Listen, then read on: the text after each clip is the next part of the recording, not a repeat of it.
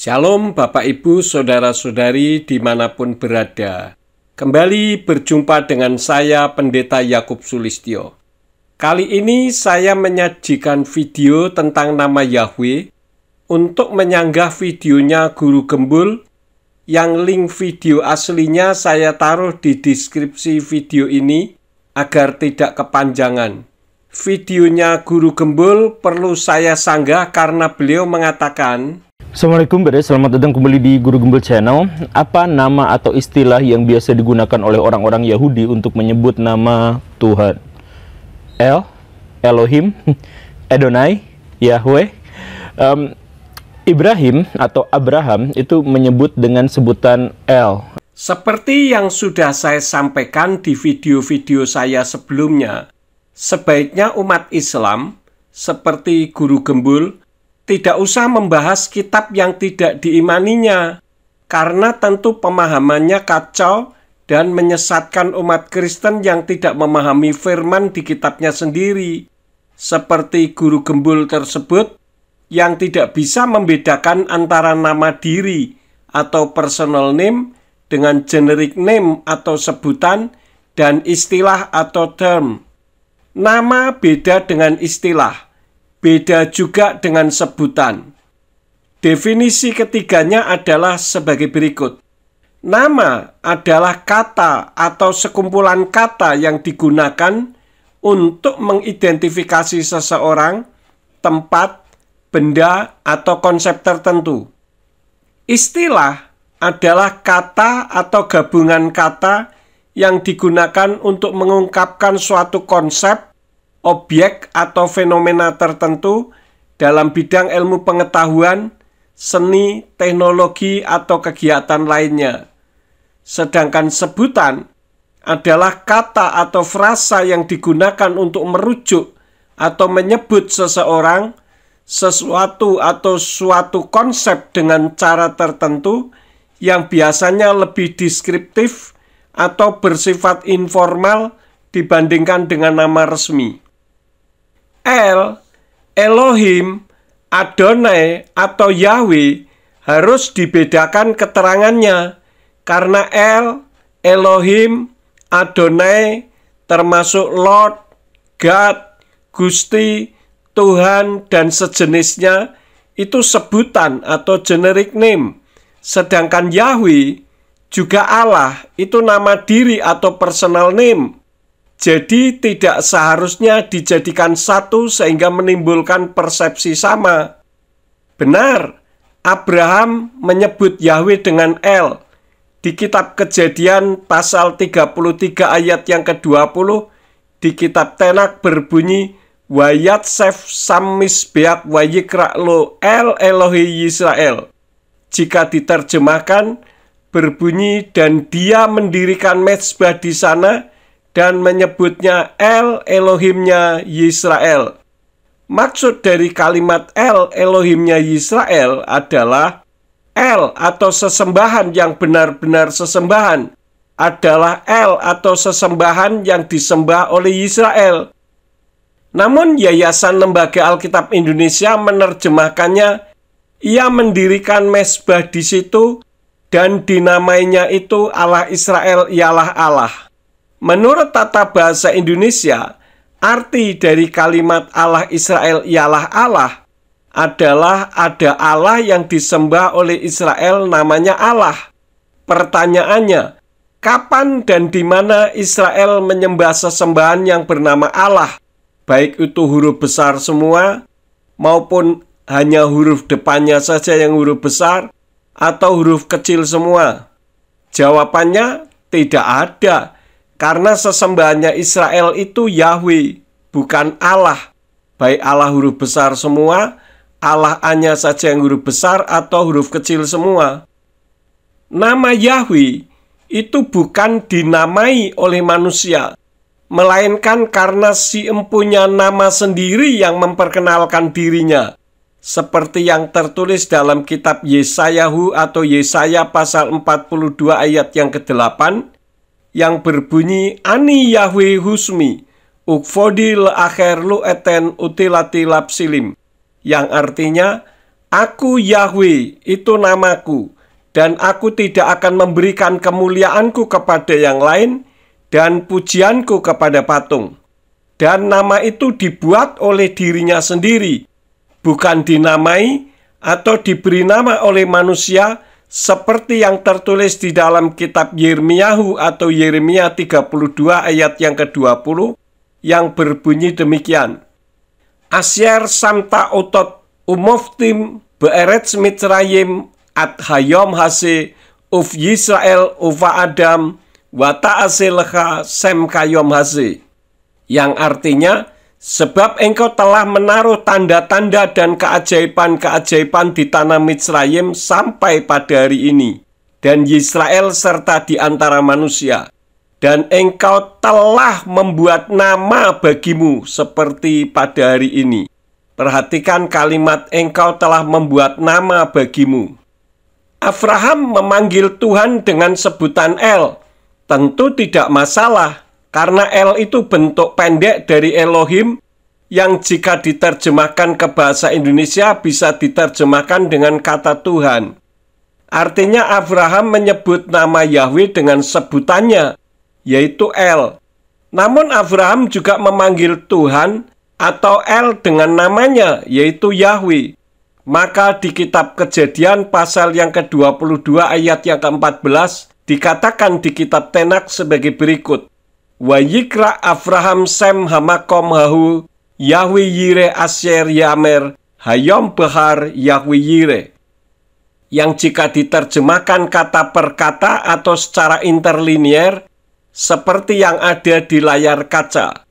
Jika diterjemahkan dalam sebuah kalimat, artinya dan Abraham menyebut tempat itu Yahweh yire. Sebab itu sampai hari ini dikatakan orang, di atas gunung Yahweh akan menyediakan.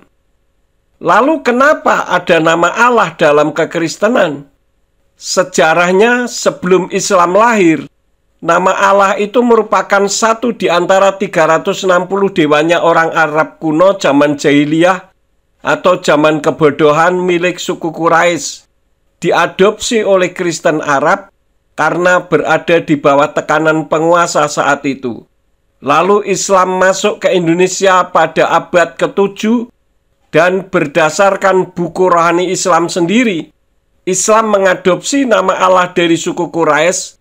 Lalu Kristen menyusul masuk Indonesia sekitar abad ke-16 dan mengadopsi nama Allahnya yang sudah diadopsi oleh Islam saat menerjemahkan kitab suci Kristen ke bahasa Melayu oleh Abdullah bin Abdul Qadir Munshi. Tetapi umat Kristen di Indonesia menjadikan nama Allah sebagai sebutan dan sekaligus sebagai nama diri karena tidak memahami sejarah awalnya penggunaan nama Allah. Ngototnya selalu mengatakan pokoknya Allah di Kristen beda dengan Allah di Islam. Untuk lebih jelasnya silahkan lihat video-video ini.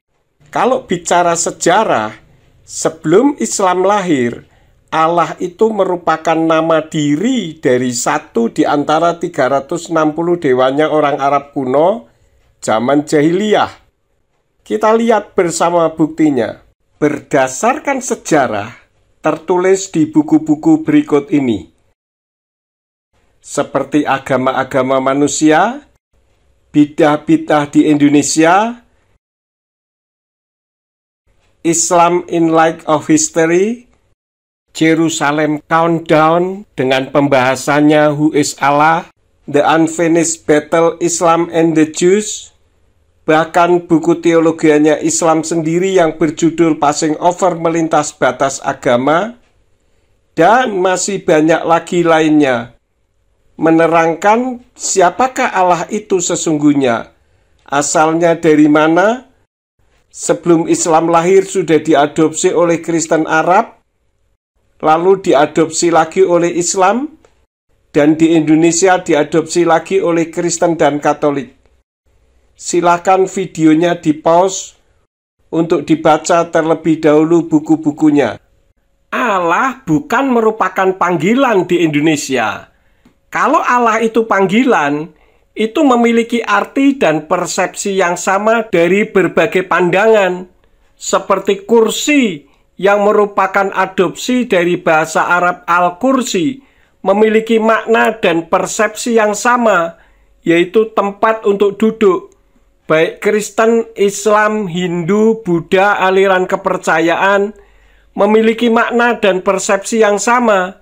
Namun untuk Allah, umat Hindu dan Buddha saja di Indonesia tidak pernah menggunakan Allah sebagai sebutan atau sinonim dari kata Tuhan sebagai panggilan.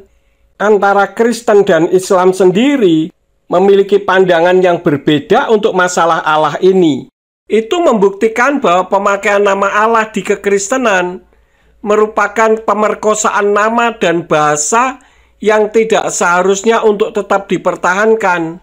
Dan lagi, jika Allah itu generic name, kenapa tidak diganti saja dengan generic name yang lain yang tidak bermasalah di Indonesia?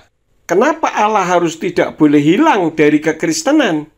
Kemudian dengarkan video berikut ini yang membuktikan bahwa Allah itu bukan generic name. Allah in Arabic is not just a title for God. It doesn't mean God, which I'll explain. Allah is a name, and I will prove that using the Quran. There's a clear distinction between the two words ilah and Allah, which brings me to the Shahada, the testimony of faith. La ilaha illa Allah, which literally translates as there is no God or deity but Allah. The way ilah and Allah are spelled in Arabic do look similar, and they sound similar, but are not the same thing. They're not the same word or meaning. When you say la ilaha, ilah means God or gods, but Allah is a name, the name of Muhammad's God. So you're saying there's no God but that one, that precise name, la ilaha illa Allah. Among all the other gods, Allah is the one and the only one according to Islam, according to Muslims, Muhammad. It's like saying there's no friend but Bob, for example. You wouldn't be able to say there's no Bob but friend. Would it make sense for one to say there's no God but Jesus? Yes. But it wouldn't make sense to say there's no Jesus but God. So there's no God but Allah. It doesn't say there's no Allah but God. Muhammad was making a statement, wanting to also deny Christ as God, by making it clear that, look, there's no God but Allah. To further prove this point, I will use the Quran. In the Quran, in Surah 52:43, we read this. So in Surah 52:43, we read, or have they, this is Muhsin Khan's English translation, or have they an ilah, and he puts in parentheses, in brackets, a God other than Allah, glorified be Allah from all that they ascribe as partners to him. So here we see another clear distinction between ilahun and Allahi. And again, Muhsin Khan's English translation just closes the case. So for anyone who speaks the Arabic language, it's obvious that Allah is simply the name of Muhammad's God. When you go to Deuteronomy 18, a passage that Muslims love to claim is speaking of Muhammad, in Deuteronomy 18 we read, "But the prophet who presumes to speak a word in my name, which I have not commanded him to speak, or who speaks in the name of other gods, that prophet shall die." And Muhammad spoke in the name of another God, Allah, which is not the name of God in the Bible. God in the Bible, his name is Yahweh. God specifically gave Moses his name in Exodus chapter 6. You see, anytime we read Lord in all caps, capital L-O-R-D, we read Yahweh in the original Hebrew. Yahweh, which is, again, the true and only name of God. In Exodus chapter 6, we read this. "And God spoke to Moses and said to him, I am the Lord. I appeared to Abraham, to Isaac, and to Jacob as God Almighty, but by my name, Lord, I was not known to them." So, but by my name, Yahweh, I was not known to them. The name Yahweh was so sacred that the Jews abbreviated it to the Tetragrammaton four-letter word WHYH, Yod-He, Wah-He. But to completely change the name of God to a different name like Allah, something Muhammad did is completely blasphemous. But the confusion for some Arabic-speaking Christians happens with Arabic Bibles, which translate God or Lord as Allah, due to Allah, the word, culturally and even religiously becoming the translation word for God in Arabic, which is incorrect. A proper translation for God in Arabic, in the Arabic Bibles, would be Reb or Ilah, or better yet, just use God's name, Yahweh Elohim. So to conclude this point, whether the name Allah came from some pre-Islamic moon god from Mecca, or it's the Arabic equivalent of the Aramaic Ilah, regardless, it is not the personal name for the God of Israel. And more importantly, it does not even mean God. Allah itu bukan sebutan atau dari Al-Ilah. Kenapa? Karena satu, Allah itu nama Tuhannya umat Islam. Contoh, ketika orang Islam di Arab sembahyang, mereka mengucapkan Allahu Akbar. Begitu juga dengan orang Islam yang ada di Amerika, mereka tetap mengucapkan Allahu Akbar, bukan God Akbar. Kedua, Allah itu bukan dari Al-Ilah dengan menghilangkan alif seperti yang dijelaskan para dosen Islamologi. Sehingga tinggallah. Kalau begitu, maka artinya akan berubah. Bukan Tuhan atau dewa lagi, tetapi li syakhsin atau baginya laki-laki. Ketiga, ilah itu sudah satu paket kosakata yang tidak bisa dipenggal karena dia kata benda bukan kata kerja. Keempat, ilah bisa dimasukkan alif lam karena ilah adalah gelar atau sebutan, sedangkan Allah tidak bisa karena dia adalah nama pribadi. Contoh, Ustazun atau guru laki-laki bisa dimasukkan dengan alif lam sehingga menjadi al-ustazu. Tetapi Fatimah tidak bisa ditulis menjadi al-Fatimah karena Fatimah itu adalah nama pribadi. 5. Ilah atau al-ilah ada musannanya, yaitu ilahani, artinya dua Tuhan atau dua dewa. Sedangkan Allah tidak ada musannanya atau tasnianya. Kalau ada, artinya bukan Allah lagi, tetapi menjadi Allahani. Ini menggantikan nama sesembahannya umat Islam. Contoh, Fatimah, kalau dimusannakan menjadi Fatimah Tani, maka nama Fatimah itu akan berubah, bukan Fatimah lagi, tetapi adalah Tante Fatimah Tani. 6. Ilah atau al-ilah bisa diterjemahkan menjadi dewa atau sesuatu yang disembah.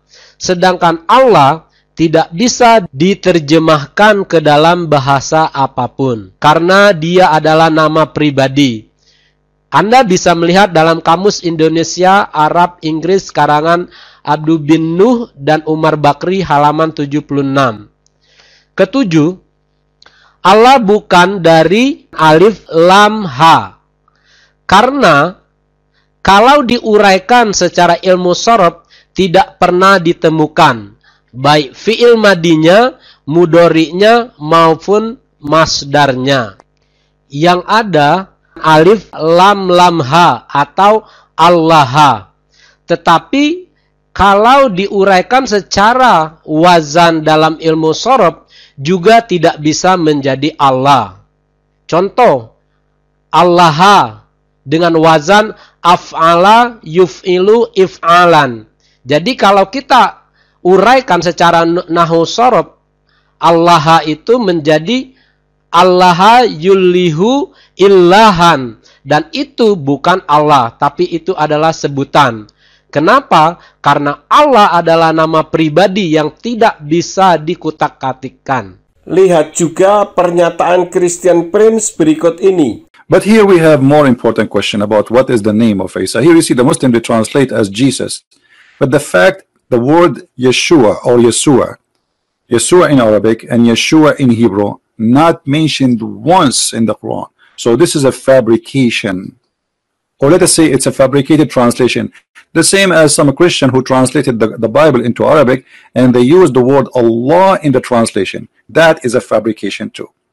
So translation can be full of fabrication, the same as some who translated the Bible and used the word Allah, but in fact this is not Christianity, and Allah has nothing to do with Christianity. And after 1400 years of occupation, the Arabic Christians forced to use the word Allah, and now it became part of their, let us say, the daily life talking.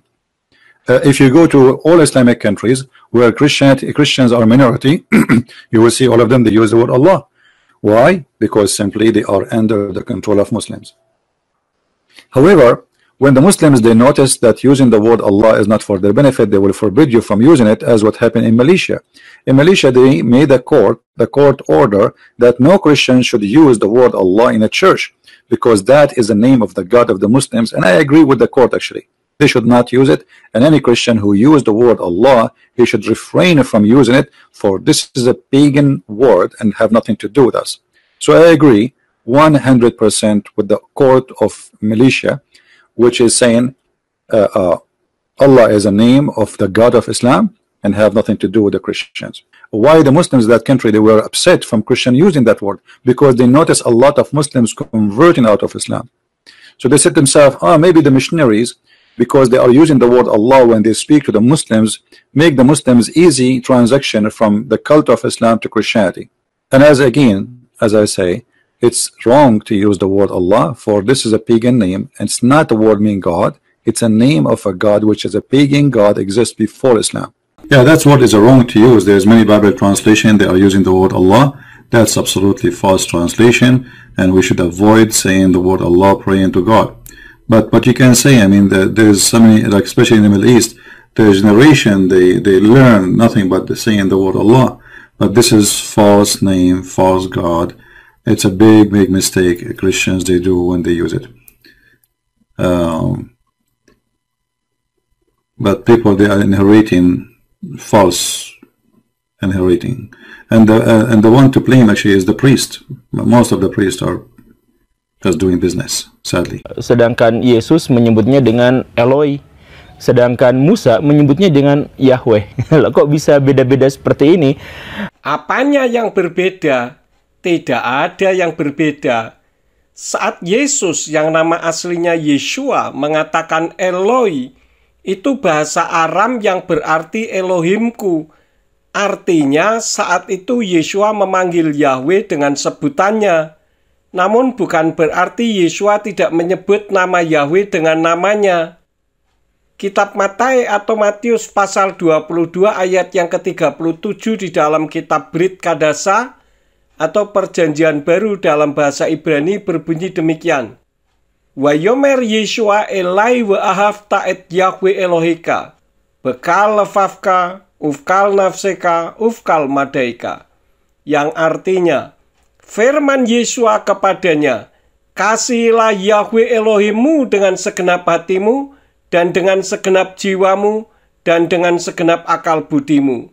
Kalau misalkan kita merujuk pada Alkitab, Yahweh memang untuk pertama kalinya diperkenalkan kepada Musa dan kepada orang-orang terdahulu disebutnya sebagai El Shaddai. Begitu kata Alkitab. Tetapi di ayat yang lain justru dikatakan bahwa kata Yahweh sudah ada bahkan sebelum Bahtera Nuh dibangun. Jadi mana yang benar? Kenapa bisa membingungkan ini dalam tanda kutip?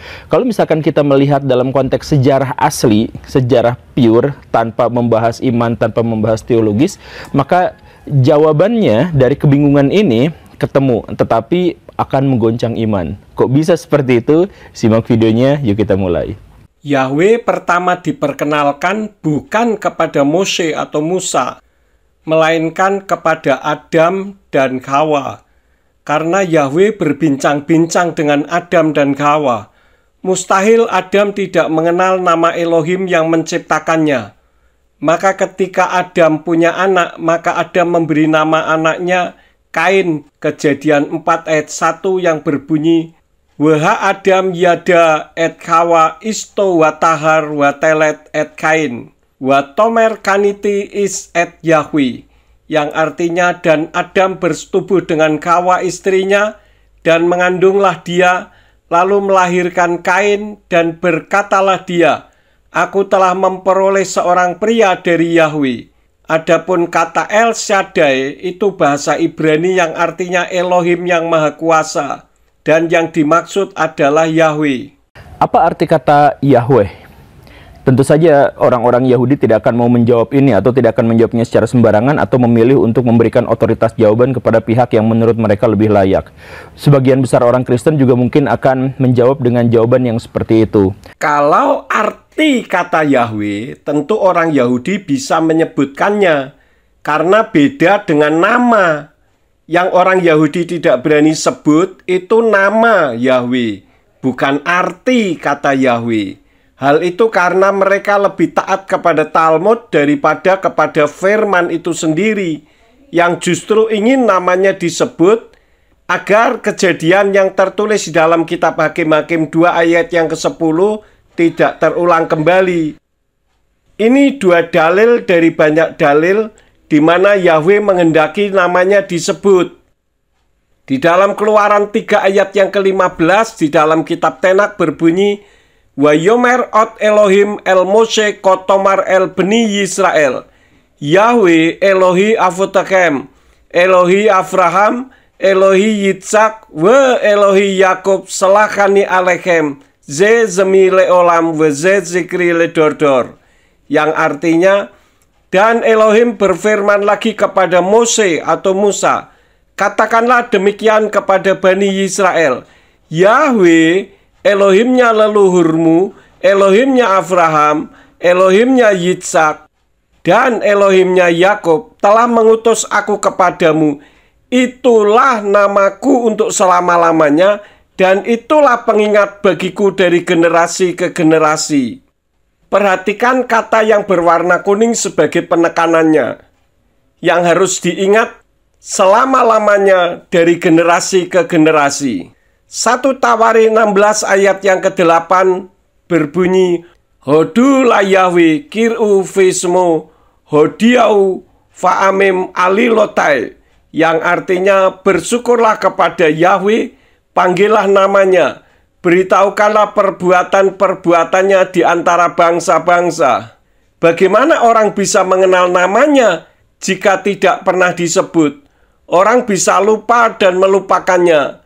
Namun dengan dalih menghormati namanya, justru diganti menjadi Hashem yang berarti nama itu, dan Adonai yang berarti Tuanku, sesuai kitab Talmud dalam kitab Berakot Sotah 38b, Misnah Sotah pasal 7 ayat 6, Misnah Tamid pasal 7 ayat yang kedua, dan lain-lain. Bisa dilihat Talmudnya di layar kaca. Jadi kembali bedakan antara nama dan arti, nama dan sebutan, nama dan istilah.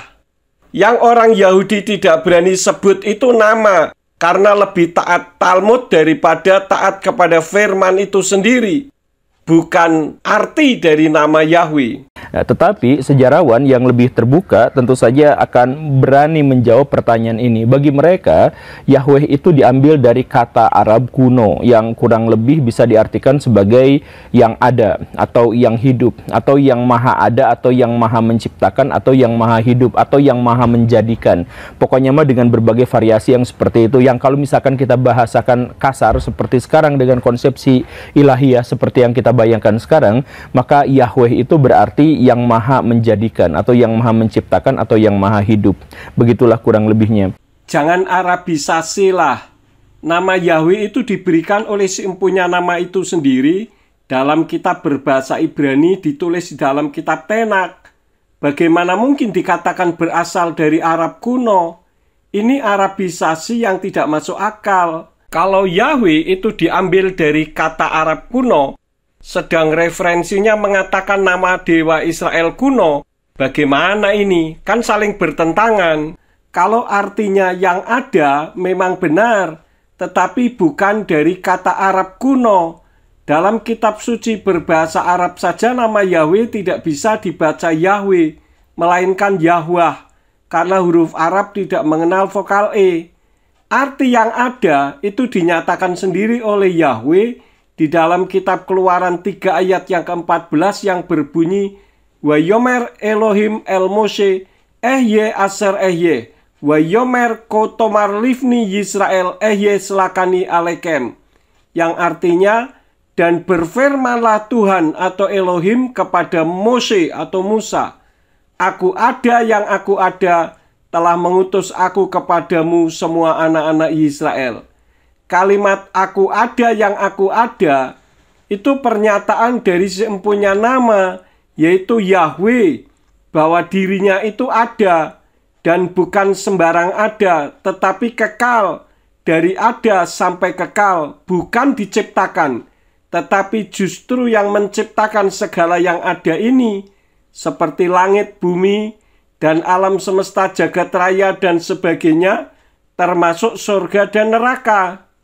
Mengenai referensi yang dimunculkan, yang dari World History Encyclopedia oleh Joshua G. Mark, yang diterjemahkan Yahweh adalah nama Dewa Israel kuno, saya setuju-setuju saja, karena istilah sebutan dewa itu sejajar dengan sesembahan atau sesuatu yang disembah, Elohim, atau padanan kata yang sama dengan Elohim, atau God dalam bahasa Inggris. Meskipun di Indonesia seringkali berkonotasi negatif, yaitu bukan sesembahan yang benar atau yang layak untuk disembah. Saya tidak membaca bukunya, tetapi saya yakin dalam bahasa Inggris, karena nama penulisnya yaitu Joshua J. Mark, yang berbahasa Inggris tentunya, maka ditulisnya pasti Yahweh is the name of an ancient Israeli God. Ya, tetapi seperti yang tadi disebutkan, ada sebuah keunikan di sini bahwa para sejarawan tidak mengakui bahwa kata Yahweh itu berasal asli dari Yahudi, tetapi merupakan serapan dari budaya lain. Dalam hal ini adalah budaya Arab, atau ada juga yang menyebutkan ini berasal dari Afrika Utara, wilayah sekitaran Mesir. Nah, kenapa bisa seperti itu? Karena para sejarawan itu memang sudah percaya dan sudah sepakat bahwa orang-orang Yahudi itu punya Tuhan yang namanya itu adalah El. Gitu. El itu bisa dibaca dengan Elohim atau Eli atau Eloi atau Ilah atau Allah atau yang semacam itu adalah berasal dari varian yang sama, yaitu El. Sejarawan memang beda disiplin ilmu dengan rohaniwan.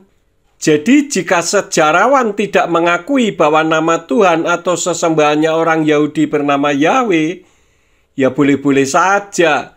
Karena bisa saja sejarawan tersebut ateis, atau pemahaman firman-Nya tidak sepaham pemahaman rohaniwan, sehingga tidak pernah membaca kitab suci bahwa Tuhan atau Elohim sendirilah yang memperkenalkan dirinya bernama Yahweh, seperti yang tertulis dalam kitab Yesayahu atau Yesaya pasal 42 ayat yang ke-8 yang berbunyi Ani Yahweh Husmi Ukfodi le'akhir lo eten utilati lapsilim, yang berarti, aku Yahweh itu namaku, dan aku tidak akan memberikan kemuliaanku kepada yang lain, dan pujianku kepada patung. Orang Yahudi memanggil sebutan bagi Yahweh bermacam-macam. Tadi disebutkan bisa El, Elohim, atau Eloi, atau Ilah, atau Allah. Itu pun pemahaman yang kacau. Karena El itu bahasa Ibrani yang berarti yang kuat. Jadi El itu bukan nama atau personal name, melainkan sebutan atau generic name, seperti Elohim yang merupakan bentuk jamak dari El, karena sebutan. Kalau nama tidak ada bentuk jamaknya. Adapun Eloi itu bahasa Aram yang artinya sama dengan Eli, yang berarti dari kata El-Ani atau Elohimku atau Tuhanku. Demikian pula Ilah itu sebutan bukan nama, sedangkan Allah itu nama diri yang diadopsi dari satu di antara 360 nama dewanya orang Arab kuno. Jadi karena El, Elohim, Ilah itu sebutan, maka Dagon, Astoret, Milkom, Zeus, Uza, Manat, termasuk Allah, bisa disebut dengan El, atau Elohim, atau Ilah. Tadi di depan sudah dikatakan bahwa Allah itu beda dengan ilah, karena Allah itu personal name, sedangkan ilah itu generic name. Dan ini pula lah kemudian banyak sekali orang-orang Israel yang menamai segala sesuatu dengan belakang L. Gabriel, Mikael, Ismael, Israel, Babel, dan lain sebagainya. Yang L yang dimaksud itu adalah Tuhan. Jadi misalkan tadi Babel itu artinya gerbang Tuhan. Bab itu kan pintu gerbang. Babel gerbang Tuhan begitu. Dan hal-hal yang semacam itu. Setuju. Dan itu membuktikan kalau L itu bahasa, sebutan, bukan nama diri atau personal name. Sedangkan misalkan untuk Yahweh, kita misalkan menemukan ada Zakaria. Zakaria itu Zakariah, Yah itu Yahweh sebenarnya dalam hal itu. Atau yang diperdengarkan oleh, atau yang diingat oleh Tuhan. Benar. Banyak nama orang yang diberi akhiran Yah di belakangnya, dengan harapan ada penyertaan Yahweh atas orang tersebut, dari pemberian nama oleh kedua orang tuanya. Zakaria itu aslinya Zekaryah atau Zekaryahu, yang artinya Yahweh telah mengingat. Tentu maksud orang tuanya yaitu Berekyah memberi nama Zekaryah adalah agar Yahweh selalu mengingatnya. Sedangkan Berekyah sendiri berarti Yahweh memberkati. Maksud orang tuanya yaitu Ido mengharapkan anaknya diberkati Yahweh. Demikian pula dengan nama-nama lain yang berakhiran Yah, seperti Yesayah atau Yesayahu yang berarti Yahweh menyelamatkan, Yirmeyah atau Yirmeyahu yang berarti Yahweh meninggikan atau Yahweh mengangkat, dan masih banyak lagi nama-nama orang yang diakhiri dengan kata Yah. Artinya bahwa nama yang disertai dengan kata akhir Yah yang merupakan bentuk pendek dari Yahweh itu sendiri sudah menunjukkan bahwa Yahweh itu nama diri dari sesembahan orang Yahudi yang diharapkan menyertai si empunya nama atau setidak-tidaknya untuk mengingat nama Yahweh sebagai sesembahan nenek moyangnya. Bukan L yang adalah sebutan. Kata L juga harus kita pahami bahwa di situ ada upaya transformasi atau ada upaya mengubah politeisme menjadi monoteisme yang dilakukan oleh orang-orang Yahudi sepanjang sejarah. Ini merupakan kesalahan fatal. Orang Yahudi menyebut L itu bukan berarti politeisme, karena L itu sebutan. Tentu saja bisa dipakai untuk menyebut dewa-dewa dan itu tidak masalah. Namun sesembahannya orang Yahudi ya bernama Yahweh satu-satunya. Itu sudah harga mati. Contohnya di dalam kitab Yesayahu atau Yesaya pasal 37 ayat yang ke-16, jika dibaca dari kitab Tenak berbunyi, Yahweh Zevaot Elohi Yisrael Yosef Hakerufim Atahu Ha Elohim Levatka Lekol Mamlekot Haaretz Ata Asita et Hasamayim wa et Haaretz, yang jika diterjemahkan kata per kata atau secara interlinier seperti yang terlihat di layar kaca. Namun jika berupa kalimat akan berbunyi sebagai berikut: Yahweh Zevaot Elohimnya Yisrael yang berdiam di antara kerub. Engkaulah satu-satunya Elohim. Hanya bagimu sajalah segala kerajaan di bumi. Engkau telah membuat langit dan bumi. Perhatikan kalimat Atahu Ha Elohim Levatka yang berwarna biru ya. Itu saya tekankan artinya engkaulah satu-satunya Elohim. Lalu diulang lagi di ayat yang ke-20 yang berbunyi demikian. Wa ata Yahweh Elohenu Hosienu miyadu wa yedu kalmam lekot haaretz ki ata Yahweh levadika, yang jika diterjemahkan kata per kata atau secara interlinier seperti yang terlihat di layar kaca. Perhatikan kalimat ki ata Yahweh levadika. Saya jelaskan untuk kata levadika dalam bahasa Ibrani bisa berarti sendirianmu atau hanya kamu dalam bentuk maskulin tunggal yang terdiri dari kata levat yang berarti sendiri atau hanya, dan berakhiran K yang merupakan penanda kepemilikan untuk maskulin tunggal. Sehingga jika berupa kalimat akan berbunyi sebagai berikut. Dan sekarang Yahweh, Elohim kami, selamatkanlah kami dari tangannya, supaya semua kerajaan di bumi mengetahui bahwa Engkaulah Yahweh, hanya Engkau satu-satunya. Dua ayat tersebut saja sudah menjelaskan dengan terang benderang bahwa orang Yahudi bukan politeisme seperti yang dituduhkan tadi, melainkan monoteisme. Jadi misalkan kata El itu sejak awal itu sebenarnya bukan berarti Tuhan yang Maha Esa, tetapi dia adalah raja para Tuhan atau raja para dewa, di mana dia adalah Tuhan yang Maha Kuasa, tetapi di bawahnya ada Tuhan-Tuhan atau dalam tanda kutip ada dewa-dewa yang lain yang melingkupinya, termasuk ada istrinya, ada sahabatnya, ada anak-anaknya yang jumlahnya sangat banyak dan sebagainya. Dan dalam itu kita juga bisa menemukan varian lain. Sebutan El itu disebut sebagai Ebu Ila atau Tuhan Ayah. Ebu itu kan Abu Ila, jadi Tuhan Ayah. Nah, ini kemudian nanti tradisi istilah Ebu Ila ini dipertahankan oleh orang-orang Kristen, sehingga orang-orang Kristen punya istilah Tuhan Ayah atau Ayah Tuhan gitu lah. Sedangkan orang-orang Yahudi dan orang-orang Islam menghilangkan istilah ini menjadi ilah saja atau Tuhan saja, atau menyebut bahwa tidak ada Tuhan selain Allah, atau tidak ada apapun entitas yang sangat supranatural apapun itu namanya selain dari sebutan nama Tuhan itu, nama El itu. Memang El itu bukan memiliki arti Tuhan yang Maha Esa, saya setuju. Karena itu bahasa Ibrani yang artinya yang kuat atau berarti sesembahan atau Tuhan. Kalau Tuhan yang Maha Esa, bahasa Ibraninya El Echad atau Elohim Echad. Masalah Echad dan Yahid ini bisa diterangkan tersendiri seperti jika dalam bahasa Arab antara Wahid dan Ahad. Sedangkan kata Ibrani untuk raja itu melech. Jadi jangan dicampur adukkan, nggak karu-karuan. Adapun istilah Ebu Ilah atau Tuhan Ayah tidak ada dalam firman Tuhan. Jadi tidak ada Tuhan Ayah atau Ayah Tuhan. Nanti ada Tuhan Ibu, Tuhan Bibi. Akhirnya jadi ngaco belo, nggak karu-karuan.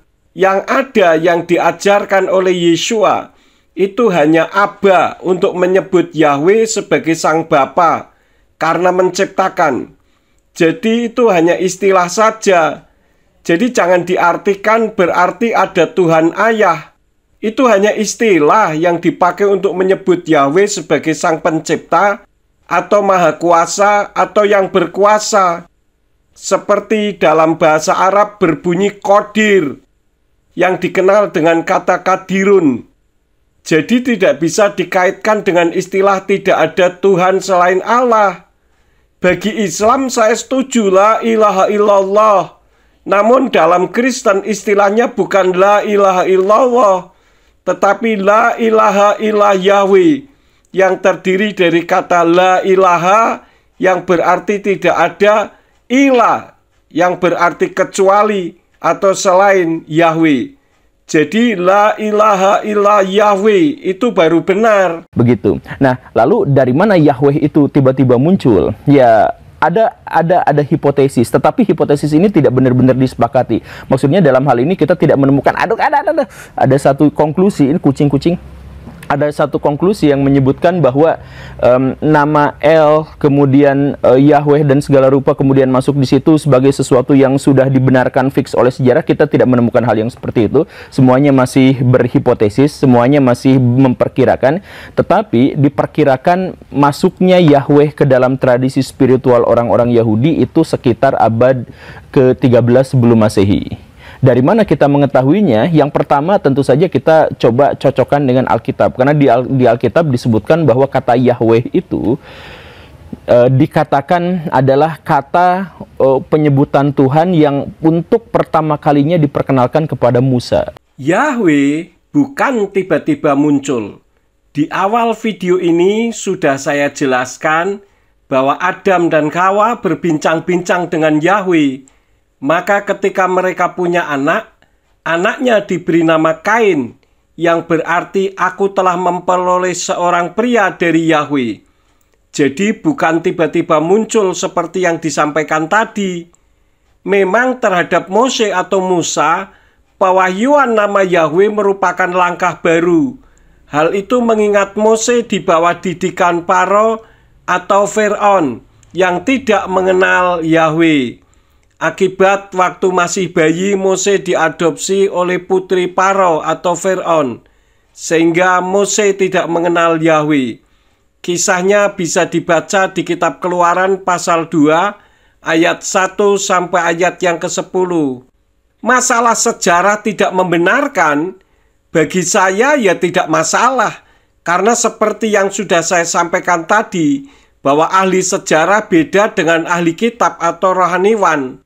Apalagi sejarah yang disampaikan jauh lebih mudah dibandingkan dengan kisah nyatanya yang tertulis di dalam kitab suci. Kalau tidak sesuai dengan isi firman, ya jelas berarti sejarahnya yang salah dan kacau. Seperti dalam Islam ada hadis sahih dan ada yang tidak sah. Kenapa ada hadis yang tidak sah? Karena dianggap tidak sesuai dengan Al-Quran. Bisa juga disebut muntasabih. Dalam kitab sucinya Kristen tidak ada ayat muntasabih. Seperti istilah dalam studi Al-Quran yang merujuk pada ayat yang maknanya tidak jelas atau ambigu, yang memerlukan tafsiran lebih lanjut untuk dipahami. Misalkan, di dalam Quran surat 2 Al-Baqarah ayat 1 dan Quran surat 3 Ali Imran ayat 1, yaitu Alif Lam Mim. Apa artinya Alif Lam Mim? Banyak yang menjawab dengan ilmu kira-kira. Saya tegaskan bahwa nama Yahweh bukan ilmu kira-kira, melainkan sudah jelas. Jadi jangan dibuat jadi kira-kira. Yang sudah pasti jangan dibuat jadi tidak pasti. Bagaimana mungkin Adam dan Hawa sudah mengenal nama Yahweh, kok dikatakan baru sekitar abad 13 sebelum Masehi? Referensi yang keliru jangan dijadikan acuan lah. Jadi bukan pertama kali diperkenalkan kepada Mose atau Musa seperti yang dikatakan tadi. Adapun yang ditulis di dalam kitab Keluaran 6 ayat yang ketiga, dalam tenak berbunyi demikian.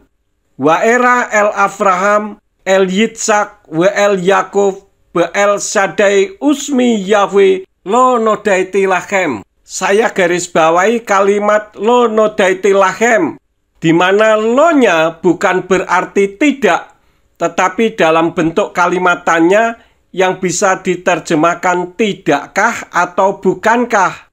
Maka terjemahannya yang benar adalah sebagai berikut. Dan aku telah menampakkan diri kepada Abraham, kepada Yitzhak dan kepada Yakub sebagai El Shaddai. Tetapi namaku Yahweh, bukankah aku sudah menyatakan kepada mereka? Karena memang Yahweh sudah dipanggil oleh Abraham, Yitzhak dan Yakub, bahkan berbicara kepada Adam dan Hawa. Lalu kenapa ada kalimatannya tersebut? Hal itu karena Mose sejak bayi diadopsi oleh putri Faro dan dididik oleh Faro, sehingga Mose tidak mengenal Yahweh. Maka saat Yahweh menampakkan diri kepada Mose, Mose kebingungan. Hal itu tertulis di dalam kitab Keluaran pasal 3 ayat yang ke-13. Maka Yahweh menjelaskan di ayat 14 untuk menyatakan eksistensinya sebagai Elohim yang Maha Ada, dari kekal sampai kekal, dan menyatakan namanya di ayat yang ke-15 yang sudah saya sampaikan di depan tadi. Nah, karena video ini panjang, maka saya sudahi dulu di sini, nanti disambung yang bagian kedua. Silakan ditunggu beberapa hari kemudian jika saya sudah ada waktu ya. Terima kasih telah menonton sampai akhir di jilid pertama ini. Bapa Yahweh di dalam nama Yeshua HaMashiach menyertai dan memberkati kita semua. Amin.